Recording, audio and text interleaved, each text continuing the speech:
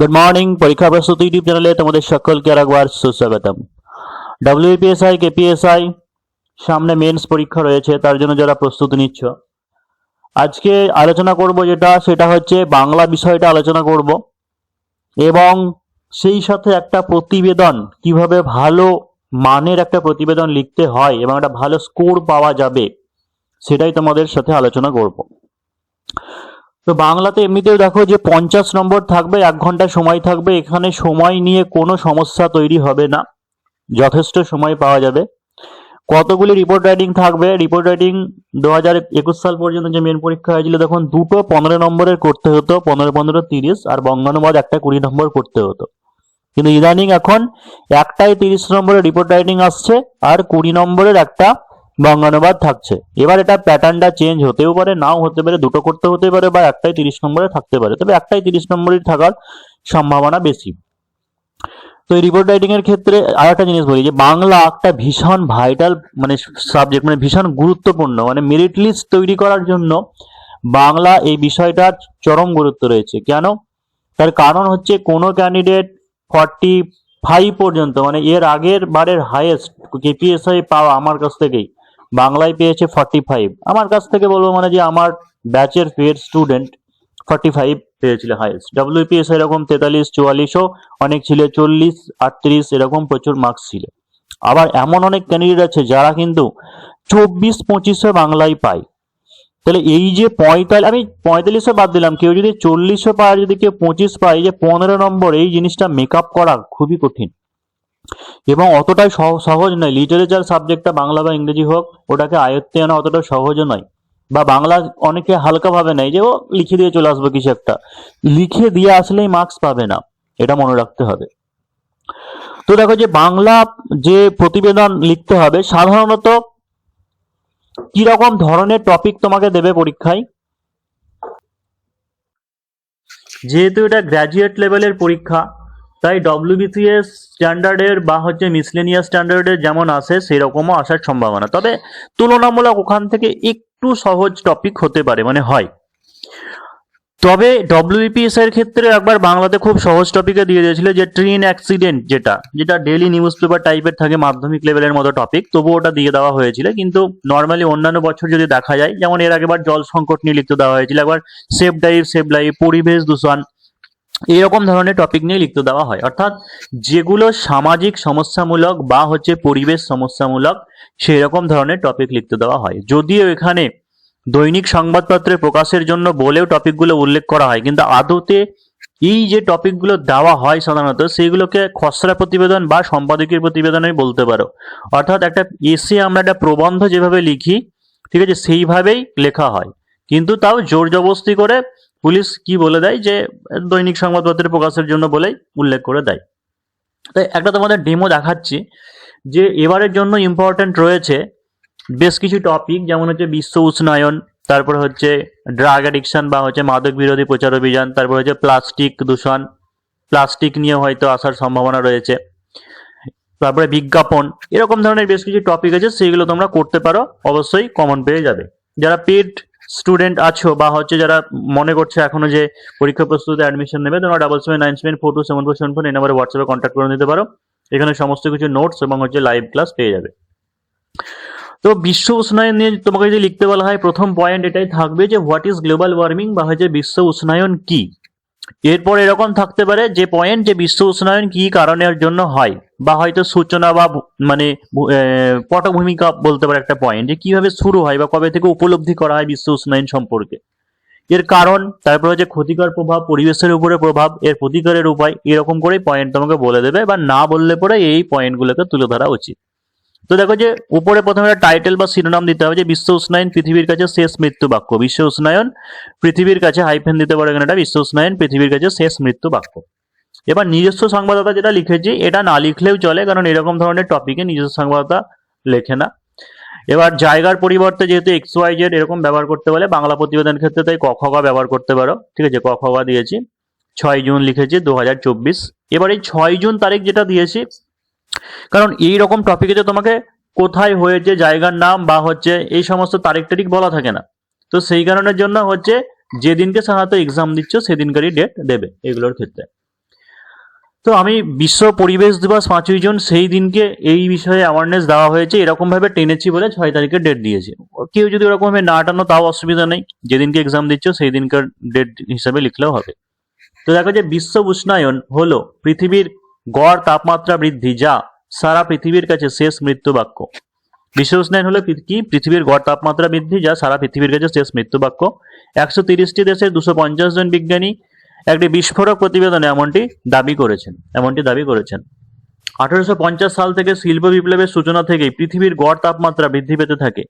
এই যে পটভূমিকাটা টেনে দিয়েছি, যে 1850 সাল যখন শিল্প বিপ্লব হয় সেই সময় থেকেই কিন্তু যে তাপমাত্রা বা টেম্পারেচার সেটা বৃদ্ধি পেতে শুরু করে। আর একটা জিনিস, এইরকম টপিক গুলোর ক্ষেত্রে অনেক জিকে নলেজ দরকার, ডেটা দেওয়া দরকার। দেখবে অনেক বইতে থাকে বা অনেকে হয়তো রুলস হিসাবে, নিয়ম হিসাবে বলবে যে রিপোর্ট রাইটিং এর ক্ষেত্রে কোনো ডেটা না দিলেও চলবে, কিন্তু টপিক অনুযায়ী আমাদেরকে দেখতে হবে। লিটারেচারে বা সাহিত্যের ক্ষেত্রে বেস্ট আনসার বলে কিছু হয় না, বা নিয়ম কানুন ও একটা লিমিটেশনের মধ্যে থাকে। অর্থাৎ এটাই যে লেখাটা পড়ে মনে হবে যে ফলপ্রসূ বা এর মধ্যে ডেটা আছে বা কিছু মশলা আছে, ভালো কিছু জিনিস তথ্য দেওয়া আছে, অবশ্যই সে নাম্বার পাবে। তো আগে থেকে যদি প্রস্তুতি না নাও তাহলে এক্সাম হলে তো ডেটা বানিয়ে বানিয়ে মন গড়া মতো করে দিলেও হবে না। কি হয়েছে, inter governmental panel on climate চেঞ্জের তথ্য অনুযায়ী পৃথিবীর গড় তাপমাত্রা 2100 সালের মধ্যে প্রায় 2 থেকে 3.5 ডিগ্রি সেলসিয়াস বৃদ্ধি পাবে। এইগুলো একদম হচ্ছে প্রকৃত মানে ডেটা, যে সত্যিকারের যে নিউজ পেপারে যেগুলো পাবলিশ হয় সেখান থেকেই নেওয়া হয়েছে। যে inter governmental panel on climate চেঞ্জের তথ্য অনুযায়ী পৃথিবীর গড় তাপমাত্রা 2100 সালের মধ্যে প্রায় 2 থেকে 3.5 ডিগ্রি সেলসিয়াস বৃদ্ধি পাবে, এবং পরবর্তী 100 বছরে বৃদ্ধির পরিমাণ প্রায় 10 ডিগ্রি সেলসিয়াস হতে পারে। পরের যে প্যারাগ্রাফে যে কথাটা, এটা তাহলে আমি বিশ্ব উষ্ণায়ন কি জিনিস বা পটভূমিকা এগুলো টেনে দিলাম। নেক্সট প্যারাগ্রাফে আমি এর কারণটা লিখবো, বিশ্ব উষ্ণায়নের কারণ। তো এই প্রথম লাইন যেটা হয়েছে, এই লাইনটা লিখতেও পারো, নাও লিখতে পারো। যদি কোনো কারণের জন্য বিশ্ব উষ্ণায়ন সচেতনতা অভিযান হয়েছে বলে এরকম দেয় তাহলে এই লাইনটা লিখতে পারো, আদারওয়াইজ না লিখলেও চলবে। যে গতকাল 5ই জুন বিশ্ব পরিবেশ দিবস উপলক্ষে ইউনাইটেড নেশনস ডেভেলপমেন্ট প্রোগ্রামের উদ্যোগে সারা বিশ্বে বিশ্ব উষ্ণায়নের সচেতনতা দিবস পালন করা হলো। এবার কারণটা লিখবো কি, সেটা হচ্ছে কলকারখানা, যানবাহন, জীবাশ্ম জ্বালানির দহন, হিমায়ক ঘর, পচা জলাভূমি ইত্যাদি থেকে নির্গত carbon die oxide, methane, chlorofluorocarbon, জলীয় বাষ্প। এবার এইগুলো যখন আমরা রিপোর্ট মানে প্রতিবেদন লিখবো বাংলাতে, তাহলে কেউ কার্বন ডাই অক্সাইড আছে, কেউ CO2, তারপরে CH4, ক্লোরোফ্লোরোকার্বন CFC ওরকম লিখবে না, কারণ এটা একটা লিটারেচার, সাহিত্য। এখানে শুধু বানান করেই লিখবে যে কলকারখানা, যানবাহন, জীবাশ্ম জ্বালানির দহন, হিমায়ক ঘর, পচা জলাভূমি ইত্যাদি থেকে নির্গত carbon die oxide, methane, chlorofluorocarbon, জলীয় বাষ্প ইত্যাদি গ্রিনহাউস গ্যাসগুলি সূর্য থেকে আগত ক্ষুদ্র তরঙ্গের অবলোহিত রশ্মিকে প্রতিফলিত হতে বাধা দেয়, ফলে পৃথিবীর গড় তাপমাত্রা দিন দিন বৃদ্ধি পাচ্ছে। তাহলে একটা এইরকম ধরনের যে টপিক, এগুলো নামি দামি কোনো বিখ্যাত সংবাদপত্রে আসে। সাধারণত সম্পাদকীয় মানের যদি হয়, যে এডিটর লিখছে তার নিশ্চয় সব মানে ভাষা চয়ন বা হচ্ছে লিখন শৈলী যথেষ্ট স্ট্যান্ডার্ড হবে, গুণগত মানের হবে। তাই খাপছাড়া ছোট ছোট করে সেন্টেন্স লিখলে কিন্তু ভালো নাম্বার পাবে না এটা প্রতিবেদন লেখার ক্ষেত্রে। তাই হচ্ছে কি, কোন একটা দেখো যে বলে দিয়েছে অনেকটা বড় সেন্টেন্স, মানে একটা সেন্টেন্সে সমস্ত তথ্যগুলো এখানে বলে দিয়েছি, যে কোথা থেকে নির্গত হয়, তারপরে যে কোনগুলোকে গ্রিন হাউস গ্যাস বলা হচ্ছে এবং কি কারণের জন্য হয়, সবটা একটাতেই বলে দিয়েছি। এটির আরো একটি প্রধান কারণ হলো অতিরিক্ত জনসংখ্যা বৃদ্ধির কারণে বনভূমি ধ্বংস করে নতুন বসতি স্থাপন এবং হচ্ছে নগরায়ন। কারণ হয়ে গেল। এবার হচ্ছে ক্ষতিকর প্রভাব বলবো, যে বিশ্ব উষ্ণায়নের ফলাফল ভয়ানক মারাত্মক হতে চলেছে, কারণ এইভাবে তাপমাত্রা বৃদ্ধি পেলে মেরু অঞ্চলের বরফ গলে সমুদ্রের জলতল বৃদ্ধি পাবে, ফলে একদিকে খরা অন্যদিকে বন্যার সৃষ্টি হবে, জলবায়ু, জৈব বৈচিত্র্য, বাস্তুতন্ত্র বিঘ্নিত হবে, পানীয় জলের সংকট দেখা দেবে, ওয়ার্ল্ড হেরিটেজ সাইট সুন্দরবনের কিছু কিছু করে অংশ জলের তলায় চলে যাবে, ফলে জৈব বৈচিত্র্য বিঘ্নিত হবে। এবার হচ্ছে দেখো, যেহেতু বাংলা প্রতিবেদনে একটাই টপিক থাকবে 200টা শব্দে, এই জায়গাতে 230টা শব্দ হলেও কোনো অসুবিধা নেই। একটু বেশি বড় করেই লেখা হয়েছে, তার কারণটা হচ্ছে এক্সাম হলে কিছু কোনো না কোনো পয়েন্ট ঠিক তুমি ভুলে যাবে বা ছোট হয়ে যাবে বলে একটু বেশি বড় লেখা হয়েছে। এবার লাস্টে যে প্রতিকারের উপায়টা বলবো, প্রতিকারের উপায়টা সাদামাটা গ্রিন হাউস এফেক্ট ইয়ে করতে হবে বলে তুমি বলে যে গ্রিন হাউস গ্যাস নির্গমন বন্ধ করতে হবে, তুমি বলে যে গাছ বেশি বেশি করে গাছ লাগাতে হবে। শুধু এরকম পয়েন্ট বললে হবে না, একটু এফেক্টিভ পয়েন্ট বলতে হবে, একটু বড়দের মতো গ্র্যাজুয়েট লেভেলের মতো পয়েন্ট তোমাকে বলতে হবে।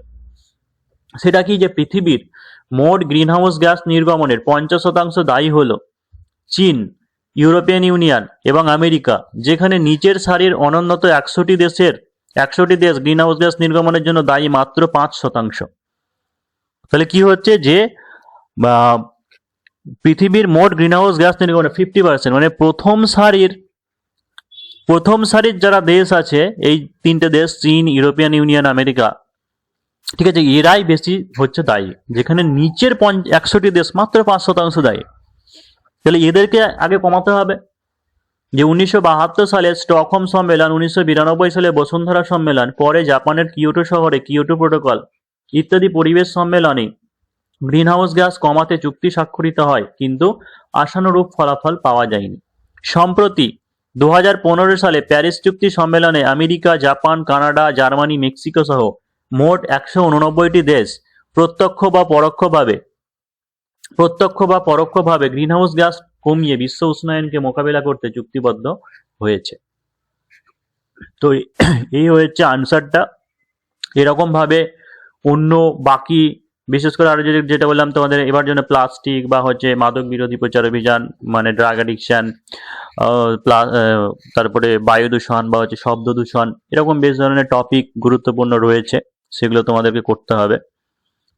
সেগুলো আস্তে আস্তে তোমরা তৈরি করো, বা যারা পরীক্ষা প্রস্তুতি জয়েন করতে চাইছো, মনে হচ্ছে 8 তারিখ হচ্ছে লাস্ট ডেট, 8ই ডিসেম্বর হচ্ছে লাস্ট, এরপরে আর অ্যাডমিশন নেওয়া হবে না।